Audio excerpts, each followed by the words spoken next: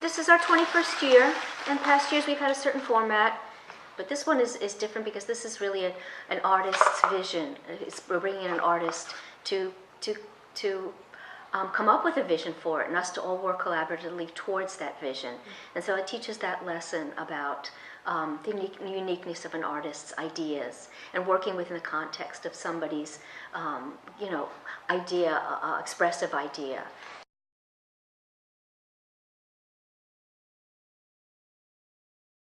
So this whole thing is 5 separate panels that are going to be hanging down from where like the skylights are, and they're going to be stitched together with the Kaleidoscope panel in the center.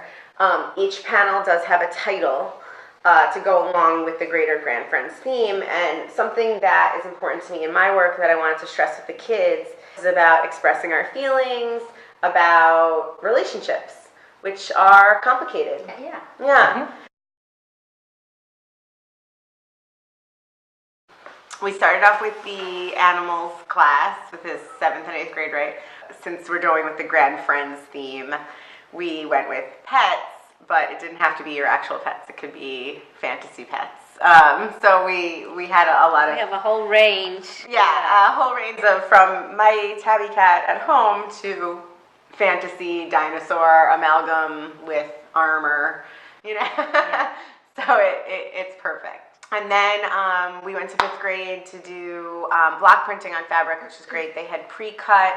The assignment was to make pre-cut blocks. Yeah, to cut blocks, little printing blocks. Yeah, and the idea was to do an image that had to do with home. So so like either your house, interior, exterior, or like a plain ideal home, right, or a like fantasy a tent, home. a fantasy home. I think we had there's some castles, some tree houses.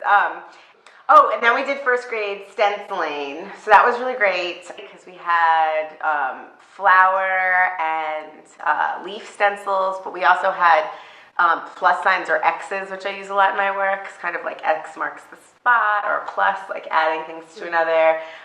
So it's starting to talk about symbols. Right. And 3 more classes. What? We're working hard today. Yeah. So we're going to start off with natural dyeing with the 2nd grade.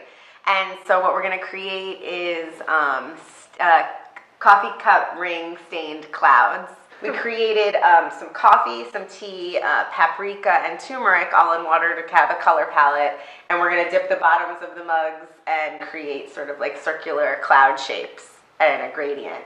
So that'll be really fun on cotton to talk and to sort of an intro to natural dyeing on cotton.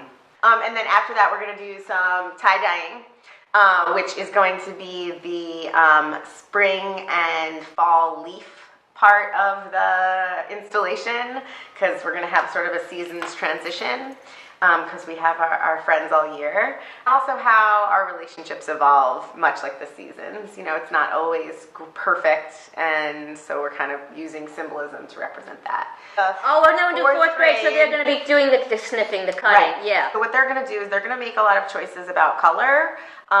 So I created, we're going to use the same stencils that I created for the 1st grade to create 3D elements. So they're going to pick out from fabric swatches and play with color and create 3D forms and flowers and leaves and arrows and X's. So, and those are going to be forms that are either going to be sewn on top of the quilts or kind of like hanging off in vines.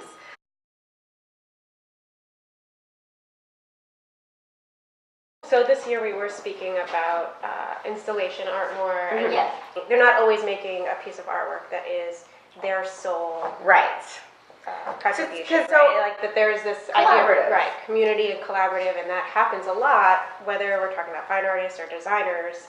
Or community art, public art, Right. all that stuff is very much collaboration, even if it's headed up by one artist.